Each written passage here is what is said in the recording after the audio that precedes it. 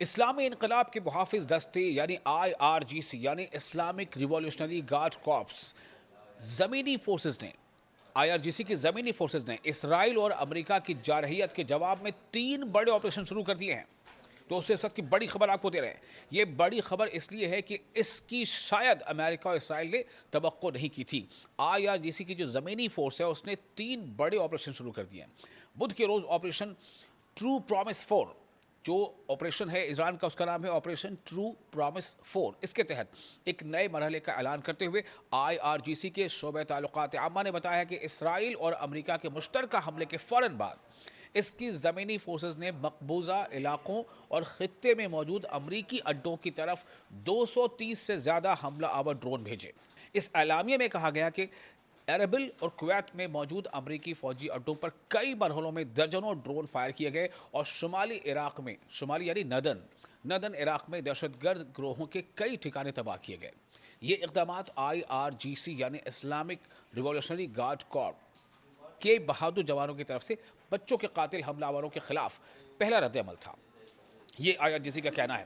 امریکہ اور اسرائیل کی افواج نے ہفتے کے روز تہران کے مختلف علاقوں میں 30 مقامات کو نشانہ بنا کر ایران پر حملہ شروع کیا، جس میں کئی اعلیٰ ایرانی عہدیدار ہلاک ہو گئے۔ ہفتے کے حملے میں اسلامی انقلاب کے رہنما آیت اللہ سید علی خامنئی بھی شہید ہو گئے۔ اسی کے بعد، جی ہاں ٹھیک اس کے بعد، ایرانی مسلح افواج نے فوری اور سخت جواب دیتے ہوئے اسرائیل کے زیر قبضہ علاقوں اور خطے میں موجود امریکی اڈوں پر میزائلوں اور ڈرونز کی بارش کر دی۔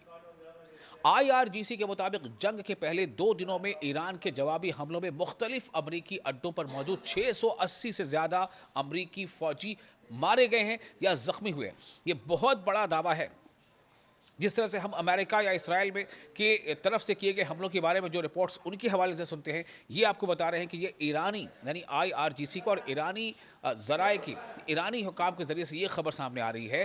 ایران کا یہ دعویٰ ہے کہ IRGC نے جو اب تک آپریشنز کیے ہیں اس کے تحت 680 سے زیادہ امریکی فوجی یا تو ہلاک ہو گئے ہیں یا زخمی ہوئے ہیں۔ ایرانی حکام کا کہنا ہے کہ خطے میں امریکی فوجی اڈوں کا نشانہ بنانا جائز دفاع ہے، بالکل جائز دفاع، یہ ڈیفنس ہے ہمارا اگر ہم خطے میں امریکی فوجی اڈوں کو نشانہ بنا رہے ہیں۔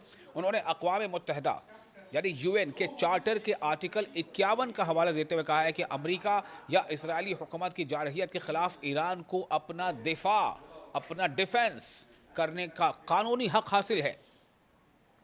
تو IRGC اس طرح سے کام کر رہا ہے۔ اور اتنا ہی نہیں، IRGC کے بارے میں کہا جاتا ہے کہ جو اسلامک ریولیوشنری گارڈ کارپس ہے کہ IRGC اپنے فیصلے خود بھی لے سکتا ہے۔ چونکہ ہم سب کو پتا ہے کہ بیچ میں ایسا وقت آ گیا تھا جب شاید آیت اللہ علی خامنئی نہیں تھے، ان کی شہادت ہو گئی تھی۔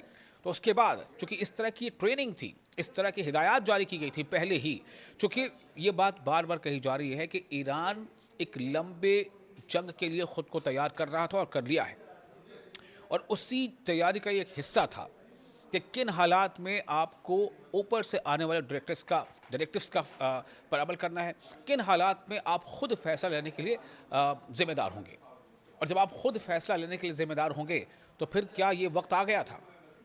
چونکہ آپ نے یہ دیکھا، دنیا نے دیکھا کہ کس طرح سے جو پہلے حملے جو امریکہ اور اسرائیل نے کیا، اور اس پہلے حملے میں جب یہ خبر بالکل تصدیق شدہ ہو گئی، اس کی پشٹی ہو گئی کہ ایران کے جو رہبر اعلیٰ تھے آیت اللہ خامنئی، ان کی شہادت ہو گئی ہے، وہ شہید ہو گئے ہیں، اس کے فوری بعد جس تیزی کے ساتھ 2 گھنٹوں کے اندر اندر ایران نے جو چوطرفہ حملے شروع کیے ہیں، اس حملے کی امید ڈونلڈ ٹرمپ نے بھی نہیں کی تھی۔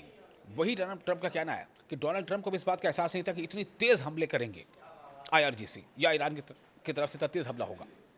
آپ دیکھیں کہ 2 سے 3 گھنٹوں کے اندر اندر ایران نے 8 ملکوں پر حملہ کیا۔ 8 ملکوں پر حملہ کرنے کا مطلب یہ 8 ملک نہیں، بلکہ ان 8 ملکوں میں جہاں بھی کہیں امریکی فوجی اڈہ تھا یا اسرائیلی فوجی اڈہ تھا، اس فوجی اڈے کو نشانہ بنایا۔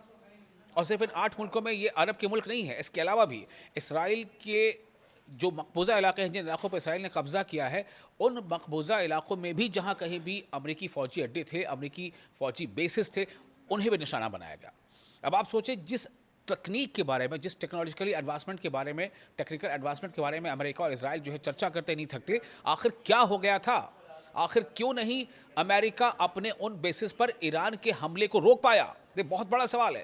اس سے یہ ظاہر ہوتا ہے کہ نہ صرف یہ کہ ایران نے اپنی قوت، اپنی جو اٹیکنگ پاور ہے اس میں اضافہ کیا تھا، بلکہ ایران نے امریکہ کے جو ڈیفنس سسٹم تھا اس کو بھی تہس نہس کر دیا.